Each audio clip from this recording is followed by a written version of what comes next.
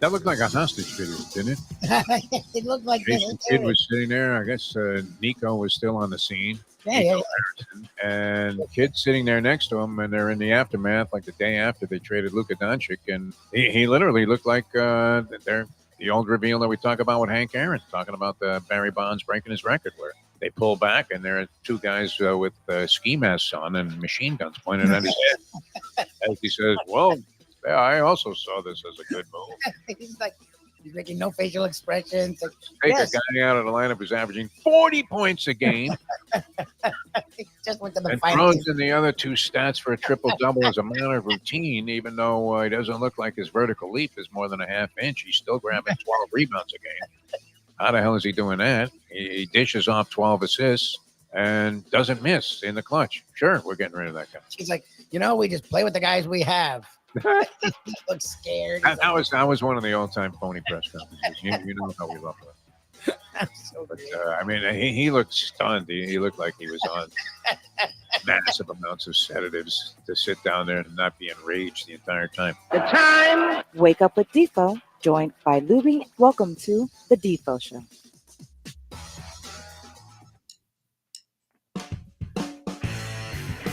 Very pleasant good morning, everybody. Welcome to another beautiful day here. A little hot, but the skies are clear in South Florida, where we originate the program from. I'm Jeff DeForest. That is one Mike Lubie Lubitz, and we have a lot of questions to answer today, Mike Lubie Lubitz, in the hour that we're going to be with you.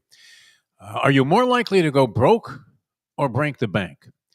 This is the new question of the day. I realize what an old fossil I am when it comes to gambling, and let's put this in perspective. We were talking about gambling on the air 50 years ago, when it was a taboo subject. I mean, you didn't bring it up. You'd be better off talking about women's body parts on the air, which that became in vogue also as part of the sports talk genre, I guess, circa early 90s, where the more vile, the more sexually explicit you were, the more popular you became. But that phase passed, and yet gambling, naturally, is fueling everything now in the world of sports. There are people that speculate. Do you buy this, Libby? I don't. But do you buy the idea that if there was no gambling, I was on with our buddy the Greek yesterday on his radio show, which is a gambling show on a gambling station that devotes 24 hours. Imagine this, 24 hours a day, a radio station devotes to gambling. That's all they talk about, gambling. I bet this, I had that, again, and every ad is for, some kind of a loan organization. You know what? You can take advantage of the equity that you have in your home. So that tells you where people are at when it comes to gambling. And yet, every now and then, somebody will send you something, or they do the thing now that we've been talking about, where, and it's especially annoying. Some guy, they show you their phone and they go, look at that, green, green, green, red. I had it. I can't believe they lifted this guy out of the lineup when he had 9 points. So all I needed was him to go over 9 and a hook. He was going to go to the free throw line. They took him out because they said he was injured. They put some other schmuck in there. I mean, there are a million ways to lose. But I get a text last night from our good buddy Big Rich, who tells me a friend of his, he shows me the ticket, which I didn't even understand. Imagine this, me. I'm unable to decipher exactly what this guy won. He had a home run parlay with 4 guys involved. 4 guys involved to hit a home run last night, Libby. Are any of your friends inclined to make this kind of bet? By the way, how are you before we get this thing rolling? I'm good. Rolling along, ready for a very active NBA and NHL offseason. It's already active, Libby. It's already on. I mean, the switch has been turned on. We'll get into that a little bit also. And some odds, of course. I'm naturally looking at futures, trying to figure out a way to beat the system myself, because I believe this, Libby, that you should not wake up on any single day and not at least at some point during the day trying to figure out a way to beat the system. Is that a fair philosophy? Is that something that you would embrace as a philosophical approach to life, Luby? Every day you should wake up and try to figure out a way to beat the system. No matter how rich your life is in terms of available capital and ability to just spend money without any kind of precautions, or how broke you are. So anyway, this guy ends up betting $25 on a 4-person parlay. Each of them had to hit a home run last night. So he has Aaron Judge. There's a high fly ball deep left field. It is out of here. He has, they're playing Cincinnati in the same game. He has Elia De La Cruz, the shortstop, Dela Cruz lines one wicked shot right center field, and that is, just over the outstretched glove of Aaron Judge into the stands for a home run. So those two guys hit home runs. Then he has Juan Soto, who's been on fire, Lubie. You would imagine the odds would be prohibitive. Juan Soto, who was being dissed as the $750 million man that wasn't producing. We know that it's a bad look that Soto gives, is it not? Where he doesn't really hustle. And how many times have you seen it? I guess Giancarlo Stanton was always guilty of this, and there have been others where they're just posing at home plate, and then the ball hits high off the wall of the Green Monster in Fenway, and they end up with a single, and everybody's, hey, can you believe this guy doesn't even hustle? He gets paid $300 million a year. A legitimate complaint, you would have to say. But, so he has Soto, who blasts one. And then he also has, in that same game, he has, who was the other guy that he hit with? Ronald Acuna Jr. So he gets all four of these guys, a $25 parlay. What do you think that paid? $25. He has to have four guys all hit a home run, all somewhat logical. Judge had been in the throes of an abysmal slump. He was, imagine this, we were thinking a guy's going to hit 400 with 70 homers. And then I think his last 25 at bats, I don't know if he broke out of this the game before, but until very recently, Judge was in the throes of a woeful slump where he was like 2 for 25 with 14 strikeouts in that span. And you thought, my God, what happened to this man? Did he lose his vision? Did somebody spray mace in his eyes before the ball game? All of a sudden, he can't do anything. Odds on each of these guys individually were somewhere in the neighborhood. I guess one of them must have been large, maybe Dela Cruz. But he ends up cashing for $25, Louis, for $3,700 because they all. Wow, good for him. All right, so the question is, are you more likely to go broke or break the bank doing this? Because you realize that, and how old-fashioned are we? We used to be criticized for talking about point spreads. I was never really a big total guy. I don't know about you. Are you a big over-under guy? Do you follow that much? Because I really don't. A lot of people love betting totals. You don't have to know who's going to win. You just have to kind of assess what the pace of the game might be. The numbers, as we've said for many, many years and maintained, and I believe this, I'll take this, unfortunately, very quickly to my grave. The people of the line makers who are running the country, would we be bombing Iran? I don't know. We wouldn't have any need to. Iran would be perfectly satisfied with everything that was happening, and there would be no trouble in the Middle East. There would be no problems here on the home front. You wouldn't have to worry about migrants being rounded up in I don't even want to use the N-word there, type fashion. And everything would be good because these guys are so good. They are, the odds makers are to making lines what Bill Zito is to formulating lines for a hockey team. Just unbelievable accuracy and very tough to beat. I remember the first book, one among the few books, people, and Lubie, you can probably attest to this, although I don't know how you would know this for certain, but people think I've read a lot, which I haven't, because I misuse a vocabulary that maybe was a little outside of what most sportscasters were exhibiting. I don't know. I don't know what this shit means. It's unbelievable. Excuse me for the swear word there, but yeah, I mean, I just throw this stuff out there. But people think that I read a lot of books. I did not. But among the few books that I read, besides Slugger in Right Field by Roger Maris, was a handicapping book when I was a young kid. There was a guy named Henry Bombs Away Bombsy, who I've mentioned many times. And he was a leading horse handicapper, which was a rather limited category to be in. And he wrote a book about handicapping horses. And his recommendation was this, Louie: don't try to beat multiple races. You're only going to hit a few. So the only way to beat the races, was his theory, and this applies, I think, to sports as well, was to bet substantial amounts of money to win only. In this case, he was recommending you bet substantial amounts of money to win only on horses that were 3-1 or better, that you thought had a chance. No parlays, no pick threes, no pick fours, no pick fives, no exactas, no superfectas, no pentafectas, no hectafectas, none of that crap. Just bet to win only. And if you look at it over time, Lubie, if I had just stuck to this philosophy, a simple philosophy that I got wind of when I was maybe 12 years old. Imagine that, a 12-year-old guy. Imagine how my parents felt at the time. Yeah. They were like, "Are you enjoying that British novel?" No. Your dad sees you've got a copy of Picking Winners by Andy Beyer, among your school books.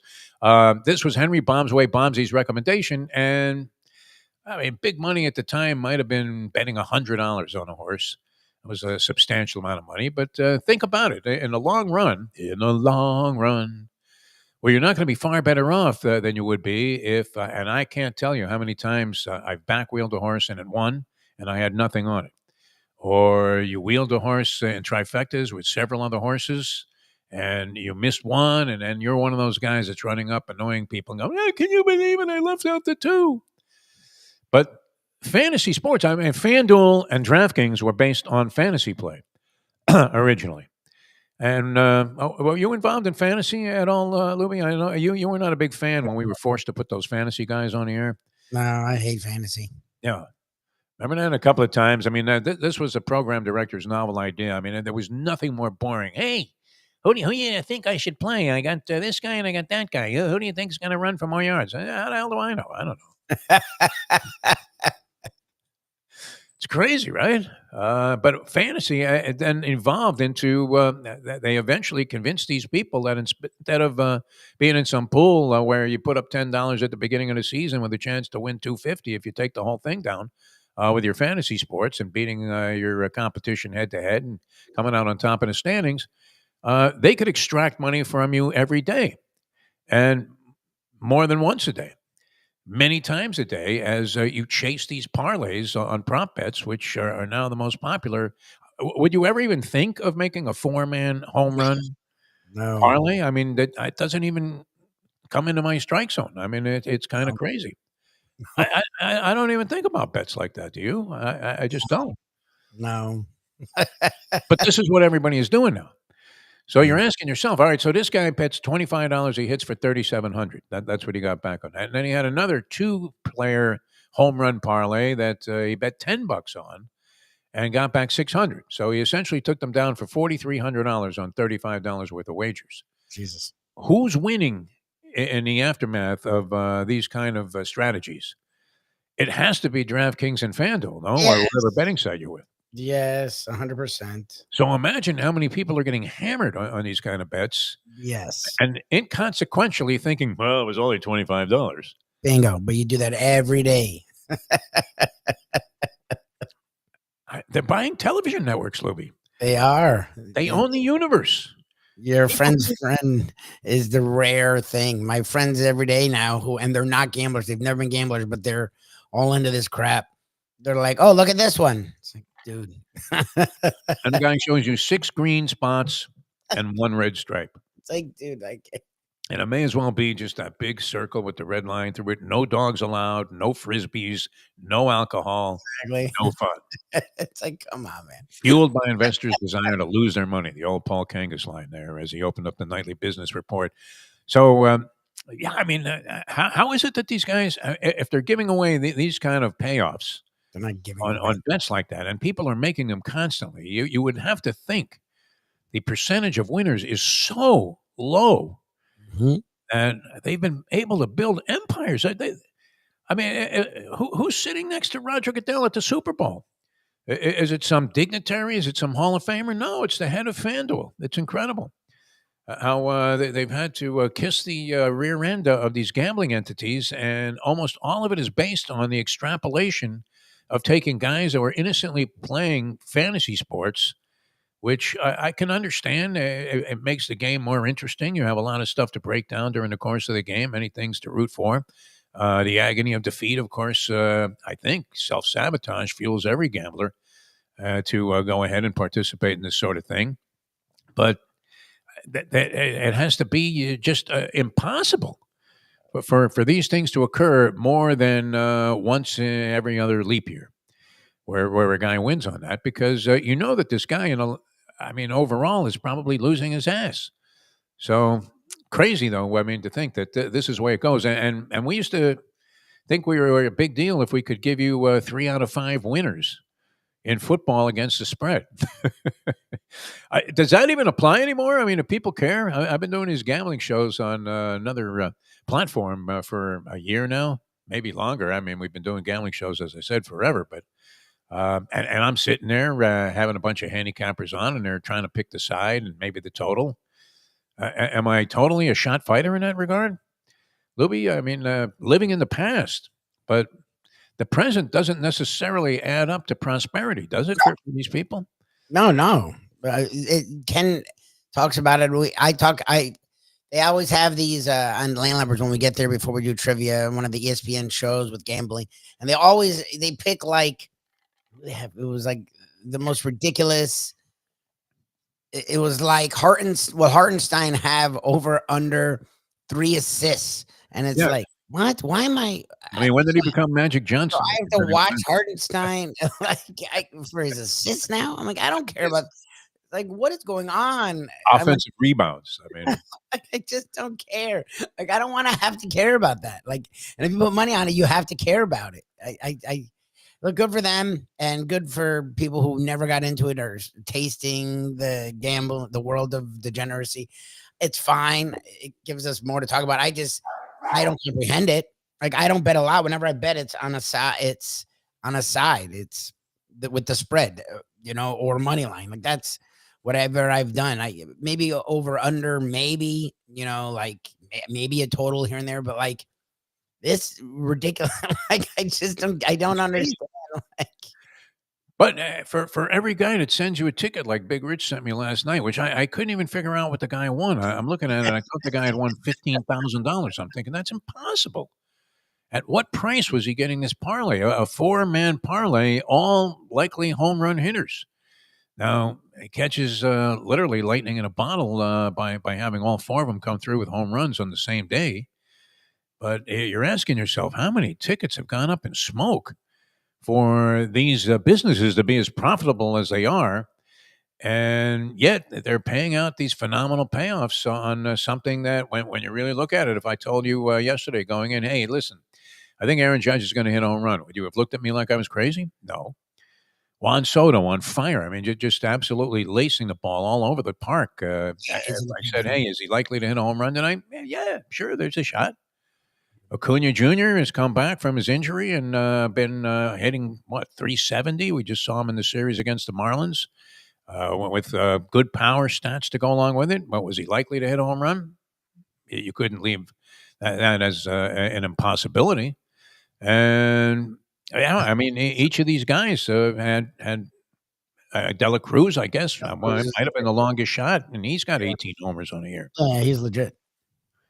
So I'm thinking, well, how could this guy? I thought originally when I read the ticket, I thought he had cashed for $14,775. I'm doing the math. It was driving me crazy. I'm doing the math. It's impossible. I finally had to ask Big Rich because I couldn't understand the ticket. And think about that. I can't even understand me, who's been following gambling and odds and all of this stuff my whole life, and I can't even figure out what the guy won. Shouldn't it just say $25 to win this?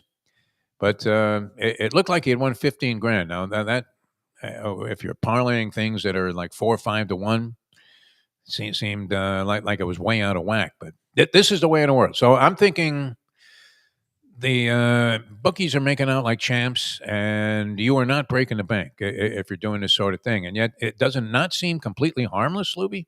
It seems the same. $25 on this stuff.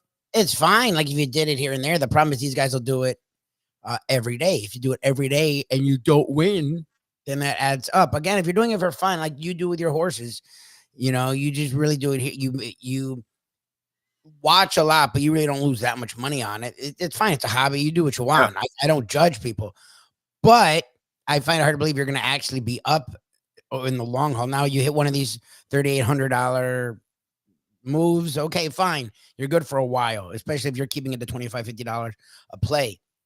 You're staked for a little bit, but eventually they grind your butt down to the point where you're thinking, wow, that guy has no ass. Those people bother me a little bit. I don't know why. I mean, and I don't know. Is it better if you're wearing a pair of pants and they just are completely concave around the rear end area? How do you feel about that? I mean, I have an ass that's as big as Wes Unsell's. But yeah, I feel bad for them. John Bagley, I mean, I could be mistaken for from behind. But those guys with no ass, they kind of frighten me a little bit. Anyway, I still remember many years ago when I was doing horse racing shows on Sunshine Network. We used to interview various people, handicappers frequently popped up, one of which was the late, great Jim Milner, who was a writer for the Miami News, and he was the horse racing handicapper. And I won't forget this. I even can remember where I was standing and how I was feeling at the time. And I asked him about betting what was then known popularly as exotics, which they still are, where you're talking about exactas and trifectas, where you have to hit the first and second place finisher in order, first, second, and third. And he said, you have to take this into account, DeForest. Every time you add in a position, you are squaring and cubing the luck factor. And that's kind of what you're doing with this stuff. So it doesn't work in the end game. It can't possibly be advantageous to the player to be doing this, because how on earth did these entities grow into the largesse that they enjoy today, where literally are controlling the sporting world? Do you believe the NFL and NBA would not exist if it weren't for gambling? That was what the Greeks' contention was. That if people weren't betting on this stuff, they wouldn't even, no one pay attention to the NFL. It wouldn't have gotten to the heights it got. I mean, in the days where gambling was hush-hush, gambling is what propelled the NFL. I mean, it's such a great game to bet on. College football and the NFL is so, it's a lot more like betting on baseball is tough. It's hard to get a rhythm. It's hard to get into it. Like, at least in football, you feel like you're getting legs. You feel like you can start reading teams. And I think it brought a lot of eyeballs to the NFL and college football. I mean, in a way, it's hard to do that with the NBA. There's so many games in baseball and the NBA that teams just throw away games all the time. Like college football and the NFL, teams are not trying to throw away games. So we've talked about it for years. If it didn't make it the most popular sport, it definitely helped like immensely. Yeah. All right. That being said, now that we've gotten that out of the way, what was that like reading the warning label on, it says some kind of a can of Hormel chili? Yeah. Where you wouldn't have purchased the thing if you were. And why is it that after you've been in the store, that's when you read the warning, not the warning label, but the ingredients, which may as well come with a big picture of the Surgeon General? Is that Robert F. Kennedy Jr. now? He's not the Surgeon General. Who's the Surgeon General? Do we even know? Do we have one anymore? No, they were trying to put into office that person that wasn't a surgeon. What happened to C. Everett Koop, man? Is he still around, or did he check out from a rare disease that went undetected? Because a long time ago, I don't know. I don't know if we have checkups. I don't know. All right. Now that we said that, I've been looking for an angle for you to get into your NBA off season here, Lubie. Okay. We did have a trade yesterday. Right? Is Joe Cronin? You talk about self-sabotage. Is he determined to sabotage? Yeah, there's a weird thing with him in the Celtics. Portland Trailblazers. What's going on with that? I don't know. I don't care about that. There's such a weird thing with the Celtics. It's like, guys, they're not going to matter next year. I'm sorry. I don't care what concocted moves they pull. Jaylen Brown has shown he's an okay number 2. He's an all-star every year, but he's not a real number 2, and he's not a number 1. And the rest of the roster's as I tried to tell everybody, like, Simons is nice. Like he averaged 19. Yeah, someone had to score on that team. Like we've learned over the years, like there are really bad teams where stats are inflated for players. They trade Drew Holiday, who's done, for a young guy who maybe has some life left. Okay, I don't get what the Blazers get out of that. I mean, I guess Holiday's deal will be done so they can unload it. I don't know. And Simons, I guess, is going to be a free agent in a year, so the Blazers didn't want to pay him. I mean, what does it do for the okay. Like, what does that do for the cell? I mean, what does it do for them? It gives them some depth, I guess, or add some youth. They need to start going younger, I guess. What I don't know. Okay. Some CBS sports analyst that I was reading online this morning gave that trade an A+ for the Celtics. They get Anthony Simons and 2 second-round picks. Yeah, they get a young dude for an old fart. Like, yeah, I don't understand the deal at all for the Blazers. But even then, okay, it's A+. Okay. What does it mean for this? I don't get. So now the Celtics are scary again? Like okay. They just acquire Bill Walton as a guy off the bench? I don't know. I don't know. Didn't seem like it was all that significant of a trade, especially when you look at Holiday's diminishing numbers, where I think he had his worst season from a scoring standpoint last year. He averaged 11.1 per game. And as you said, an older guy, you were thinking, this is the old NBA philosophy, where it was advantageous to acquire guys who were actually deceased. Because all they wanted to do was get money off the books there. And if they had to suffer through a year to get to that point, then it was considered fortuitous on their part. But this Joe Cronin seems, and they were dissed. The grade there was beyond failing for making this acquisition. But Cronin is the same guy now. Now, was he wrong in what he did in the Damian Lillard deal? He got a bunch of old guys. Well, when he traded Lillard to the Milwaukee Bucks last year, prior to last season, and when you look at what Lillard did with the Bucks, often injured and didn't exactly put him over the top, you're thinking, okay, was he wise to get rid of Lillard at that stage? Probably. Did he get enough back to make you think he got fair compensation, or even may have taken advantage of the fact that the Bucks were desperate, along with the Heat, to try and secure the services of one player who, and this is kind of my feeling about this whole Kevin Durant thing, where how wild were people about, whoa, we got to get Damian Lillard. I mean, if we don't get Lillard, we're screwed. Riley was losing sleep at night thinking, what do I have to do? What do I have to do? I'm offering Tyler Hero. I'll give you Bam if you want him. But it didn't transpire. Cronin took a deal that everybody thought was lame. And the Blazers had a brief respite from the desperation that they've been exhibiting on the court during the course of last season. But other than that, you would have to say continued to be largely irrelevant. I don't know that they've been relevant since they had Dave Twardzik in the backcourt.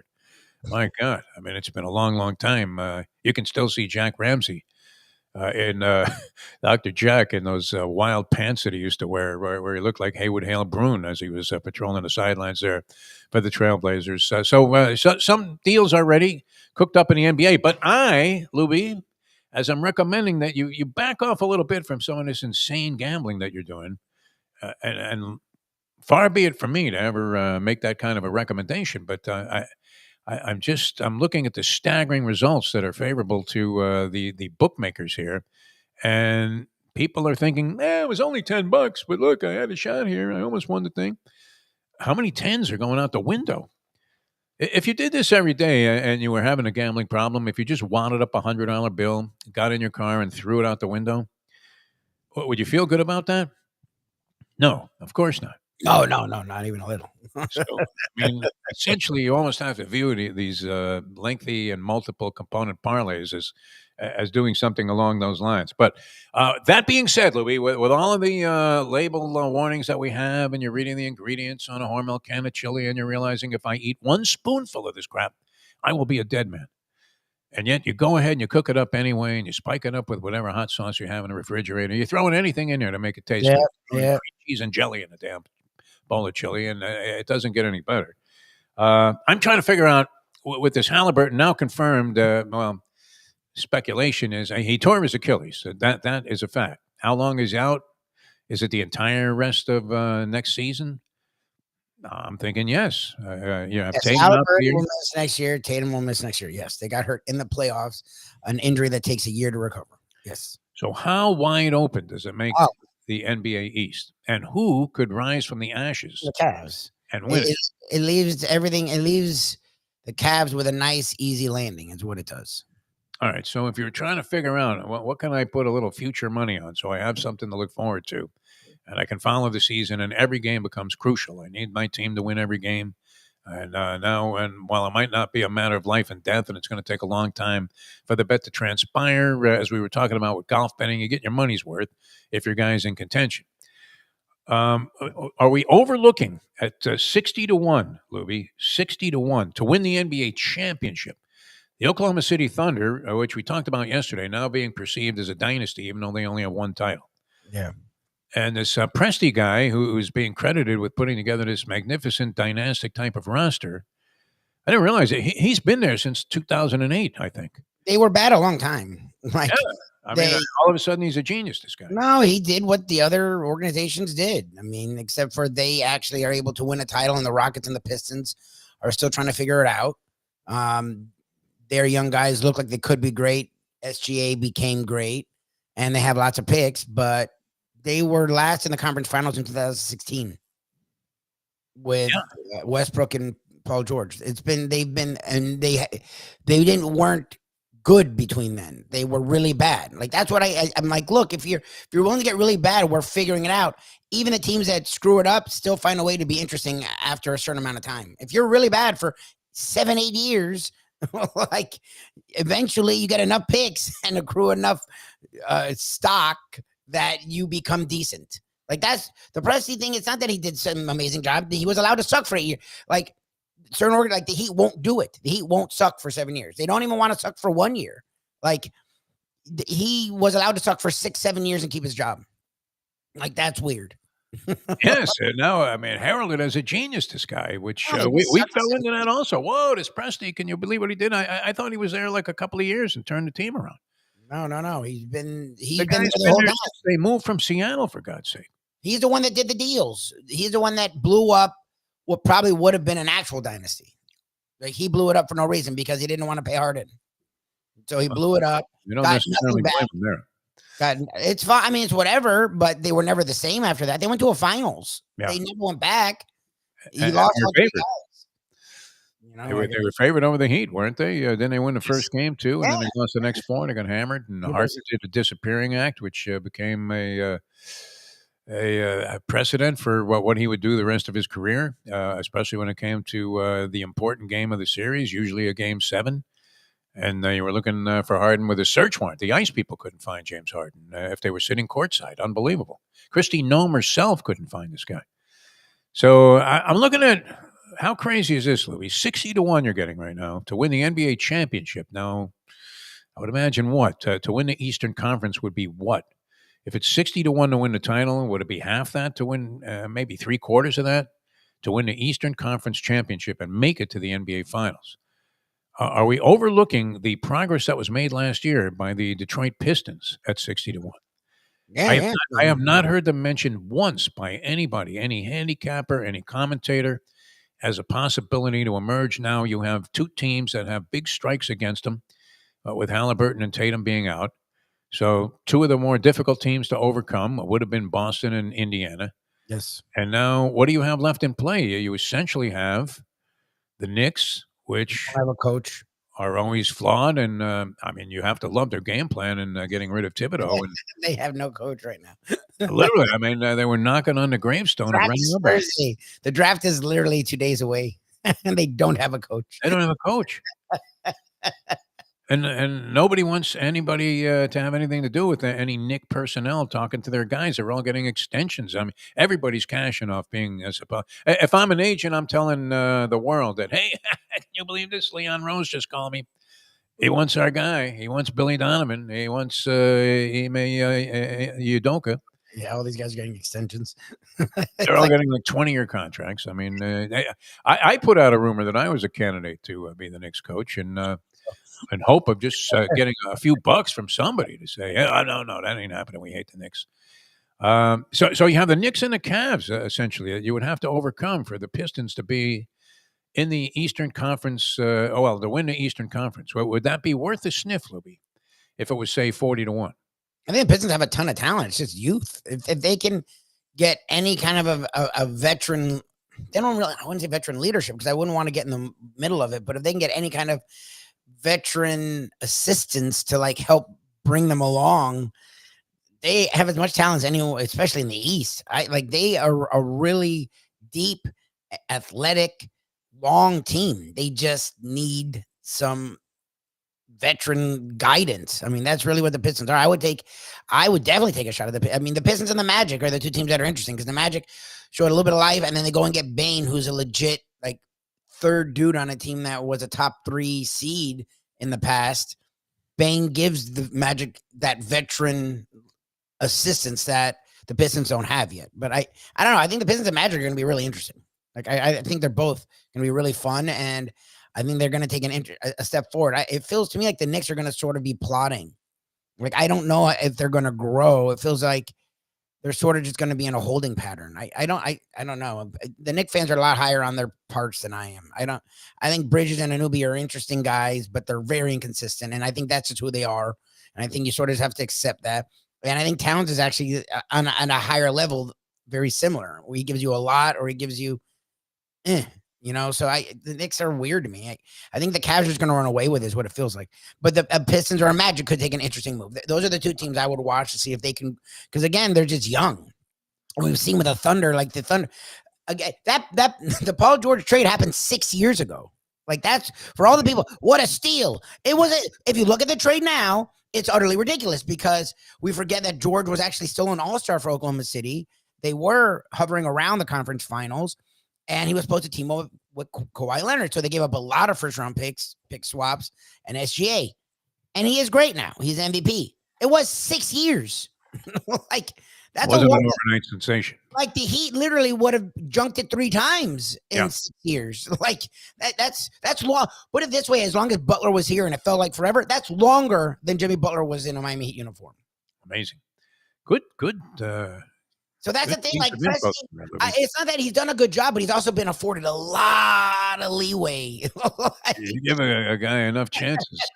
I mean, it's kind of like a Big Rich characterized this guy's $3,700 hit on a $25 4-element parlay. He said the blind squirrel finds a nut every once in a while. yes. All right, so 60-1 on the Pistons to win the championship. You wouldn't even throw $10 on that and help the DraftKings people out to continue to prosper and conquer the universe.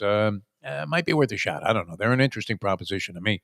The Cats are favored along with the Edmonton Oilers. Surprise, surprise. This should be Gomer Pyle thing, and the Avalanche. They're all 7-1 to win the Stanley Cup next year. 7-1. That seems a little prohibitive, doesn't it? Yeah. That 3 teams could be with the same price, including the Avalanche.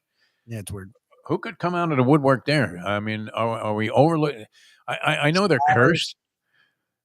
Stars were like 9-1 or something in that area. The Maple Leafs 20-1. Lubie, they had a shot. I mean, they're up 2-0 on the Panthers. They could have knocked them out. Weren't they up 2-0 in game 3 also?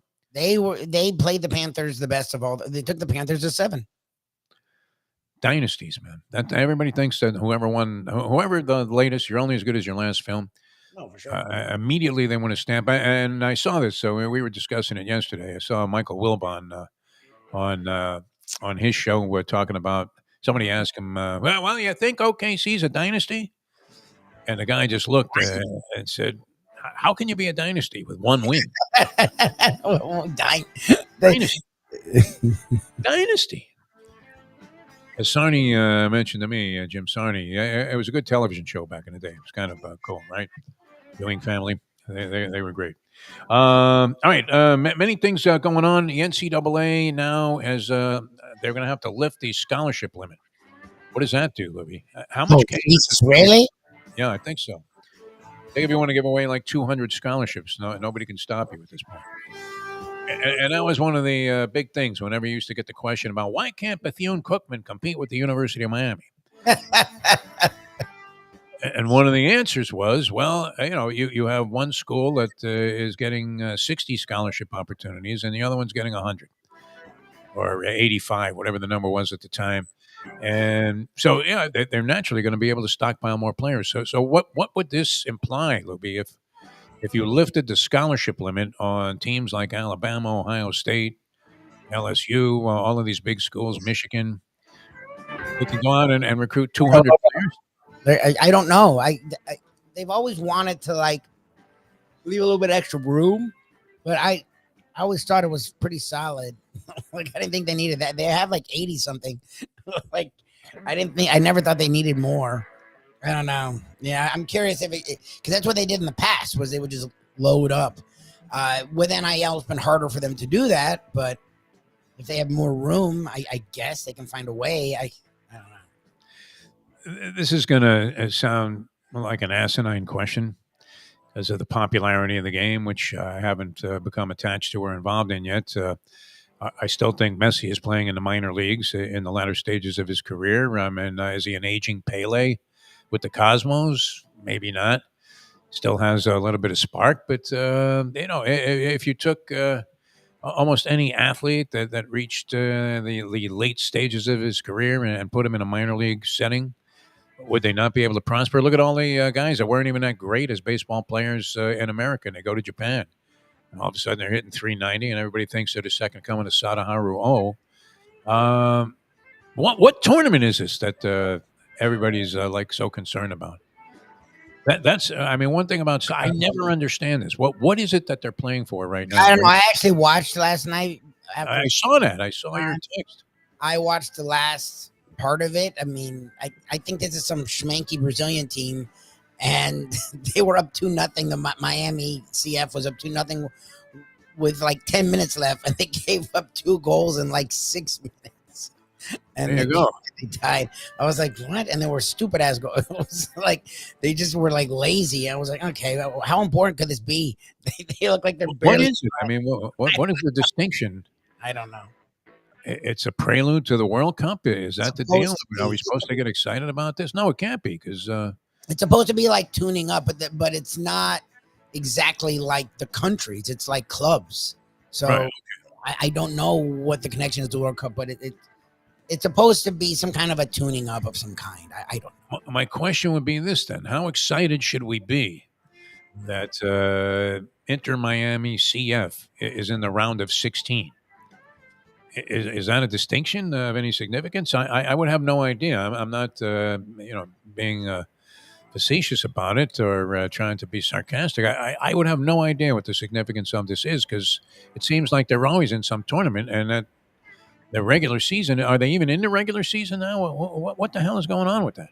The MLS regular season's now, but soccer leaves room for these Fakakta tournaments around the world. They always do that. They do this the Champions League, the UEFA Cup. They leave room for all this stuff. So, I mean, should we be jumping up and down? I mean, should we wait a week of cheesesteaks to see if Messi shows up and get an autograph? What should we do? Maybe. I don't know. What level of concern should we have about the status of the team in this tournament? All right, we're coming back with more in a moment. We've been rambling and gambling. That's what it's all about. Good hit by this guy, his friend of Big Rich, 3,700 on a $25 bet. 4 guys to hit a home run, all likely to do so. Acuna Jr., as I said, can you rule it out? Judge, slumping badly, hits a home run, no problem, breaks out of it. You had Soto on fire and Ellie De La Cruz, who, look, I mean, I think he was a double away from hitting for the cycle last night, which he has done before. And that brings up another argument we'll get into when we come back in a moment. Now that it's 8:48. Play the ponies in style at Champions, the outstanding simulcasting room at beautiful Hialeah Park. Yes, the grand old lady of thoroughbred racing has never been more vibrant, and you can wager on the races from the top tracks around the country while enjoying a cocktail at the Brass Rail Bar or any of the fine food served throughout the facility. If poker is your game, you're covered in style, and you can play all your favorite Vegas-style games, including blackjack, craps, and roulette, in Hialeah Park's sizzling hot casino. Get a player's card when you walk through the door for all kinds of generous amenities, including our favorite, free play, when you come out to the ultimate casino and entertainment destination, Hialeah Park. These days, we're all looking for comfort anywhere we can find it. Thank goodness for Landlubbers Raw Bar and Grill in Plantation, because they are making sure you are as comfortable as possible. First of all, they're not only open for delivery and pickup. All you have to do is go to landlubbersbarandgrill.com for both pickup and free delivery. You're going to have the best wings in the world. You're going to have a great burger. You're going to have their amazing soups. Again, Landlubbers, Raw Bar, and Grill. It's nice and easy. Just go to landlubbersbarandgrill.com for both your pickup and free delivery. Thank goodness for Landlubbers for making you always feel right at home. Are you looking to buy your first home? Have you been turned down for a loan? Do you need to refinance or get money out of your home?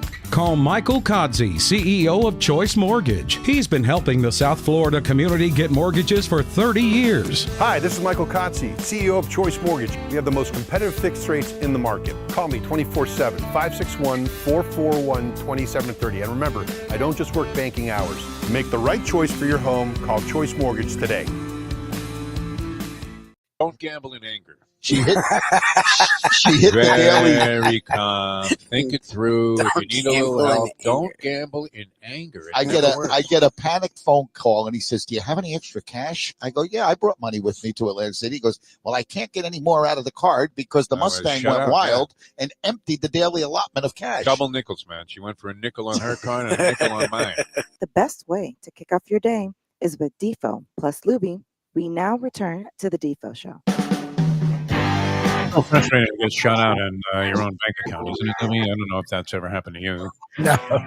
It's always interesting when you're in a casino somewhere, whether it's Vegas, Atlantic City, or some place where people are gambling over a period of days and they're staying out of town, and right around midnight, just around midnight, you'll see small lines that begin to form at all of the ATM machines, and you realize it's the walk of shame. Everybody's waiting for the stroke of midnight, so their bank will calculate the withdrawal as if it was the next day. And think about it: if you're going to your limit at 12 o'clock, there's a pretty good chance that before breakfast you'll be broke again. Why are we doing this to ourselves, Libby? Why are we driving ourselves crazy in the quest to make easy money? I guess because it's supposed to be under the auspices of entertainment. Remember when a guy that used to come around? I mean, the biggest screw job in gambling history were those parlay cards. And it was always some schmuck that would come into the bar there. Hey, there's Parlay Joe. And he would hand out the cards. And did you ever see these things? You must have at some point in your life. It might have been passé by the time you were old enough to realize what the hell was going on in the world. But they were always printed as if like off an old Royal typewriter with very small printing. And it looked like a ransom note, where in the middle of whatever, maybe it was the Pittsburgh Steelers were the team that was being listed, and they were playing the Cincinnati Bengals. But Pittsburgh would have a small P-I and then capital T's. It was insane as you were looking at these parlay cards, and the odds were so overwhelmingly in favor of the person that was taking them. And plus, if you had a push in a game, you lost on the parlay card. What happened to that? That was a big thing at one time. And a guy would come, "Oh, hey, yeah, Joe, I want 2 of those. Let me get in on this."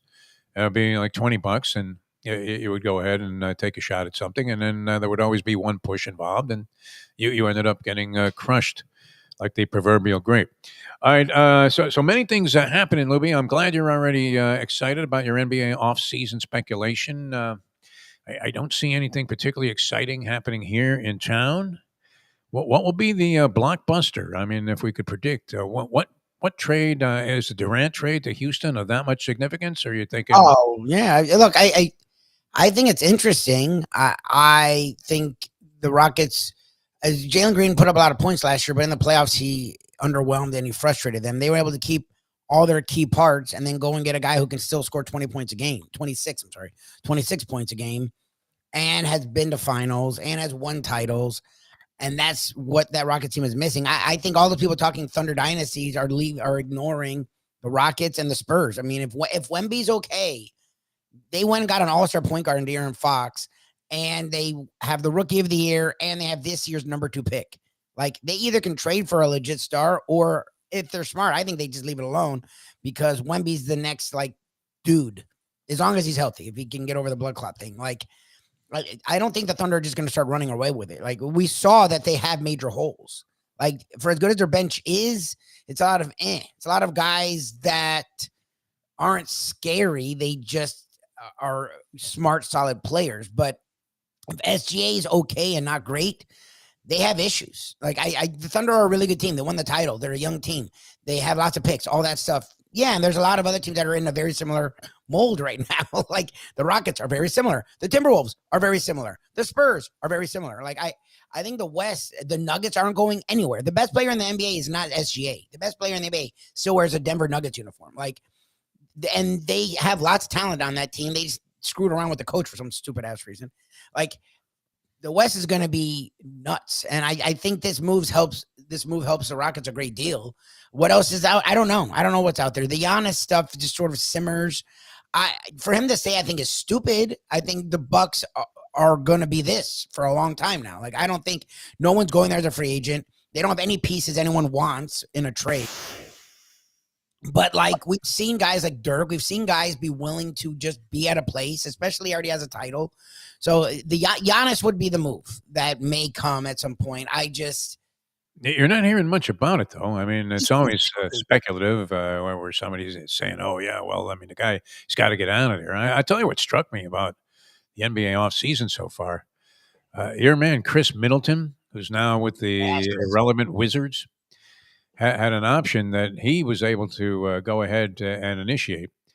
And so Chris Middleton, who was injured part of last year and ended up getting dealt, picked up his own option for $33 million next year to play for the Wizards. I think I sent that to you. I'm thinking, that's crazy.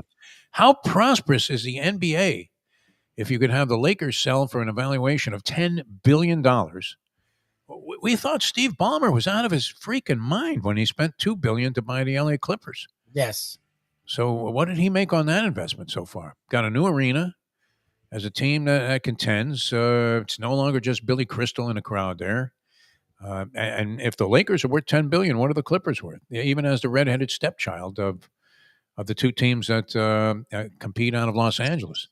5 or 6. $10 billion. So this guy, as dumb as we thought he was. Now look, it's pocket change, I guess, to him.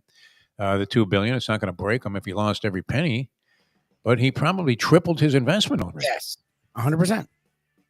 Where's Donald Sterling on all of this? Should he not be suing the NBA for tossing him out just because he was a racist bastard? They tolerated it. I mean, his case would be a legitimate one. You put up with it for 30 years. Just because I'm on a phone call to V. Stiviano, all of a sudden I'm persona non grata. What are you talking about? I was a racist then. I'm a racist now. And, well, I mean, it wasn't necessarily a flattering look for the league, right? Adam Silver having to hear some guy say, I don't want those black people sitting in front of me. Not good when your league is dominated by black players. But how lucrative must it be to be an NBA entity of any type? Oh, yeah. When Chris Middleton can decide by himself whether he wants to come back. It was up to him. For $33 million for one season. And we were screaming when John Concat got like $3 million or whatever it was. Yep. When the Atlanta Hawks assigned them to, and he became John Contract. Yep. And you're asking yourself, my God, how, and that was for several years. I think, what was it, $5 million or $3 million that John Concat got back in the day when this was considered outrageous. Yep. But what are you getting in Chris Middleton for $33 million, Lubie? Nothing. He's hurt all the time. He's hurt all the time now. He's old and he's hurt all the time. Is he a shot fighter? It's possible he falls into that category. 100%. He's done. All right. So we went through a little bit of that. I don't know how much speculation there will be. I mean, I would imagine. I haven't heard much about Giannis being moved because it's been discussed so many times. I'm come to the point. I've come to the point where I'm thinking this guy never leaves Milwaukee. That's sort of where I'm at. I think he'll be there longer than Lou Burdett. He's talking to his team. I think he has to look into it because the Bucks really have no future. They're become forgotten. And he's still a top 3-4 player in the league, 5 player in the league. But I think he likes it there, and he has his title. So he's like he's not one. He's going to be a Hall of Famer. He's going to be remembered. I don't know. I give him credit. He's allowed to like the city. I think it's weird to just in your early 30s just sort of tap out. But I mean, he's a loyal guy. He likes the city. He wants to win, but he's not obsessed with it. Whenever he's one that always talks sensibly and logically after they lose. He's like, this isn't everything. There's more to life. Like he's a guy that came from like crazy beginnings. So he has reality in check. Like he's not some dude that think the world revolves around him. So I give him credit. Look, he's happy there. NBA basketball wise, it makes no sense for him to be there, but we've seen guys play their whole look. Dirk stayed in Dallas even when they were sort of forgotten, and it came back around and got a title. Like Giannis got his title a little earlier. Like it makes no sense for him to stay there, but again, he's a grown adult making a lot of money, so he's allowed to just enjoy the life he has, I guess. Yeah. All right. Well, I'm glad you triggered our NBA speculation. Speaking of triggers, when is a ceasefire not a ceasefire? Then that's a good question. What's going on there, Louis? You negotiated on social media. Like that's not how things are negotiated. Yeah, bombs are flying all over the place. What the hell is going on out there in the Middle East? Hope it doesn't impact us here, to any kind of negative effect. LSU, we didn't mention this yesterday, and I was watching some of this. I like the College Baseball World Series, as you know. I think, did they go back to 2 out of 3? I think so. Because, LSU had to beat Coastal Carolina, Cinderella City, 2 times. Actually, the CC could stand for Cinderella City with Coastal Carolina. They made their way into the finals against the mighty Tigers of LSU. They get shut out 1-0 in the first game of the series. They lost the second one 5-3, so they weren't able to force a third decisive game. And LSU wins its second College World Series in 3 years. And a couple of programming notes here coming up. This will be tomorrow at 10 a.m. Live here on Bleacher Brothers. I'll be talking to an old friend of mine. He's not that old, actually. No one is compared to me, but once number 7 in the world with a string of phenomenal victories. Who could claim that they beat Stefan Edberg, Jimmy Connors, multiple times, a Mutz Wielander? I believe he may have a victory over Bjorn Borg. Jeez, really? Jay Berger, who was number 7 in the world at one point. He only competed 5 years on the ATP Tour because of knee issues. And he actually, I didn't realize this. He's coaching this guy, Riley Opelka, who is this massive 6'10" guy. He looks like Ivan Isavic coming to the net, has a big serve, as you might imagine. Kind of a John Isner type, although maybe with a more well-rounded game. And Opelka's making a comeback now, and we don't know how far he's going to be able to get there. But Jay Berger going to be joining us tomorrow on the program. And, of course, Jay's son, Daniel, is on the PGA Tour and was named the PGA Tour Rookie of the Year a couple of years ago, a few years back. Was injured and has come back and has been in contention in a couple of tournaments he's played in. So you can catch Jay Berger on the show with us tomorrow, 10 o'clock. And then Thursday, not exactly sure how I'm going to approach this, but I think I'm going to send it out live because it's going to be Ladies' Day. We are going to have Christine Brennan, who's probably the most nice distinguished of the women sportscasters and reporters on the scene today. Broke a lot of ground, just like our lovely and talented friend Leslie Visser, in terms of, I think she was the first female beat writer in the NFL when she was covering the Washington Redskins for the Washington Post. But was here with the Miami Herald many years ago. I did a lot of interviews with Christine Brennan when I was putting together some television shows on the Hurricanes.